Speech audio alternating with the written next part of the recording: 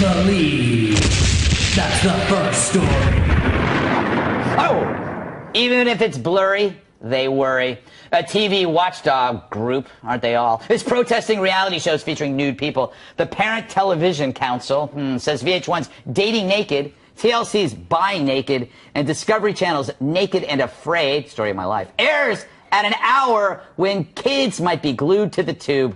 And while the privates are pixelated, which I actually find kind of an aphrodisiac, they still pixel hate it, said the PTC head. We're not TV haters, we're not prudes, we're just trying to protect children. They always say that, don't they? Meanwhile, the success of naked reality shows is inspiring copycats. Here's FBN's new show. Adjusted, by the way, for inflation, if you're wondering. And so what is the administration doing? Well, they're talking about raising the minimum wage. Oh, I think Lou goes, it's going to be a hit. Thank God, Lou. Lou could get us all fired. And even Animal Planet is getting in on the action.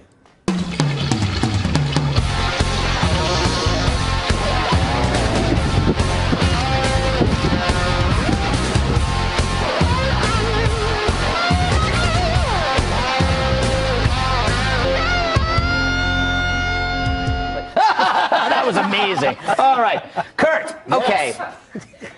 What do you count for this? This just happened in the last year. There was no nudity, and now we have all these pixelated torsos. What's going on? Well, it's copycatting, like you say. But you know, I'm with this group. Children have to be taught to fear and be ashamed of their bodies. Yes. Or else you get a bunch of honey boo-boos. Let's face it. That's true. That is how you prevent honey boo-boo, with biblical shame. Yeah, and the scary thing is children are going to see these shows and they're going to think, why doesn't my naked body have little blurry squares on it? Well, you know what? It is refreshing because it's kind of nostalgic to have like a weirdo church group come out. Because usually it's like some college feminist. It looks like this is like 80s. Yeah, and this then is like finally, typical old school, you know, some weirdo who, I promise you, the head of this organization is serving tea to his dead stuffed mother in her house coat right now. Yes, mother, the dirty TV. We're going to stop it. I'm going to insert allegedly into that just to save me from any legal litigation. See, I'm illegal. Remy, what do you think naked shows, what are they offering us? We have the internet. We don't need to see naked people. That's right. I think there is a fascination for people naked doing everyday stuff. Remember, it's everyday stuff. The news, they had that naked news, and that was a huge hit. Yes. I gotta agree though. There's something about the naked body that Americans in particular treat like it's dangerous or scary or it's harmful to children. But you go to most other places in the world and the human body is not treated that way. Yes. And yet, at 8 o'clock, at 8 o'clock on any major network, you can see violence, blood, drugs. You know. Thanks to you who free these criminals. I represent the accused. Yeah, I agree with you, man. No, but violence is what we should protect our children from, not our bodies. Well, you know what? Why don't protect them from both? Why do we have to make a choice? Why is there always a choice for people like you? Maybe it depends on the body. I hate choicers. Hey, Camille, you're a libertarian, which is like a nudist. Yes, you have no beliefs or clothes. Yes.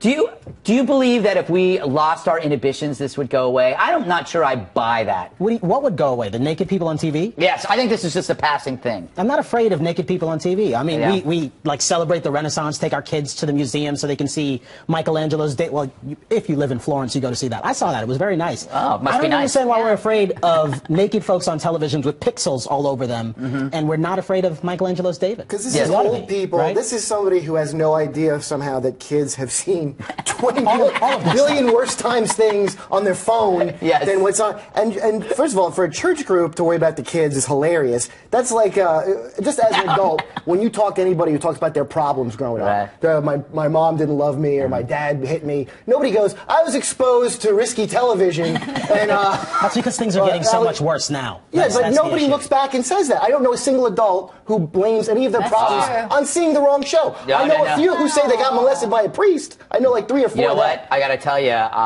remember Please Don't Eat the Daisies? What was that? That show scarred me. That show scarred me. Nanny the Professor. I watched that. I shouldn't have watched that. What year are these shows? I'm 64 years old. Joanne, you actually auditioned for Naked Dating, and you said that this would be your ticket, quote, out of this late-night cable news wasteland. No, I never said that, and I would never do it because I'm highly allergic to mosquitoes. I don't know how all these people go around naked on these islands. I don't see bites anywhere. Yeah. They're covering them up. But here's the thing. I think that this group is worrying about the over sexualization of the nakedness on the TV. There is nothing sexual about naked and afraid. They are just naked and trying to survive. I'm more concerned with when I was a kid. I somehow would always sneak and watch Baywatch, and that was much more sexualized, and they were clothed.